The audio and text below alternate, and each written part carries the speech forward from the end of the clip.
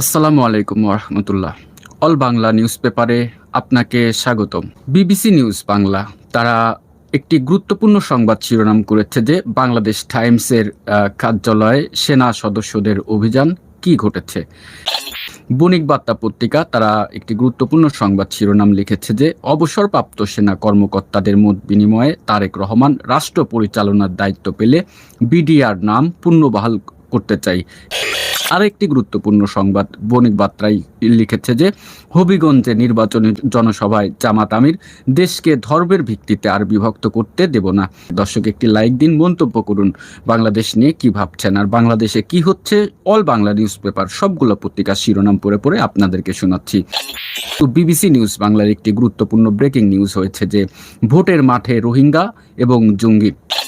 BBC news Bangla একটি গুরুত্বপূর্ণ খবর লিখেছে যে হাদি হত্যার তদন্তে জাতিসংঘের সহযোগিতা চেয়েছে অন্তর্বর্তী সরকার।